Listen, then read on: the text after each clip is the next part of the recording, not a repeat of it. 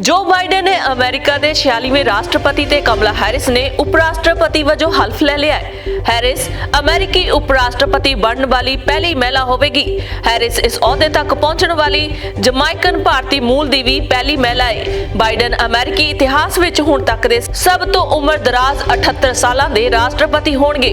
ਹਲਫਦਾਰੀ ਸਮਾਗਮ ਦੌਰਾਨ ਅਮਰੀਕੀ ਗਾਇਕਾ ਲੇਡੀ ਗਾਗਾ ਨੇ ਕੌਮੀ ਤਰਾਨਾ ਗਾਇਆ। ਇਸ ਮੌਕੇ ਬਾਈਡਨ ਤੇ ਹੈਰਿਸ ਦੇ ਪਰਿਵਾਰਕ ਮੈਂਬਰਾਂ ਤੋਂ ਇਲਾਵਾ ਕਈ ਉੱਘੀਆਂ ਹਸਤੀਆਂ मौजूद सन। इस दौरान भारत के प्रधानमंत्री नरेंद्र मोदी ने नवे अमेरिकी राष्ट्रपति बाइडन ते उप राष्ट्रपति हैरिस नूं शुभ इच्छावां दित्तियां। उन्होंने कहा कि वो नवे राष्ट्रपति नाल मिल के काम करन लई काफी उत्साहित ने।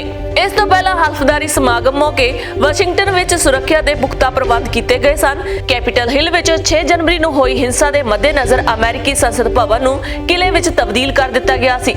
समागम दौरान कोविड नियमां दी सख्ती नाल पालना यकीनी बनाई गई। साबका अमेरिकी सदर डोनाल्ड ट्रंप ते उन्हां दी पत्नी मेलानिया ट्रंप व्हाइट हाउस नूं अलविदा कह के फ्लोरिडा लई रवाना हो गए। बाइडन ने अपने संबोधन विच दिन नूं जमहूरीयत दा दिन करार दिता। उन्हां कहा कि अमेरिका विच हुण जमहूरीयत दा बोलबाला होवेगा।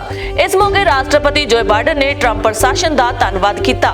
बाइडन ने कहा कि उन्हां दा प्रशासन महामारी दे झंबे अमेरिका दा नवें सिरों निर्माण करेगा। उन्हां अमेरिका नूं एकजुटता रखण लई देशवासियां तो सहयोग मंगिया ते कहा कि मिलजुल के देश नूं नवीं सिखरां वल लिजाया जा सकदा है। राष्ट्रपति ने कहा कि वो घरेलू अतवाद नूं भांज देणगे। हल्फदारी समागम विच साबका राष्ट्रपति जॉर्ज बुश, बराक ओबामा ते बिल क्लिंटन भी मौजूद सन।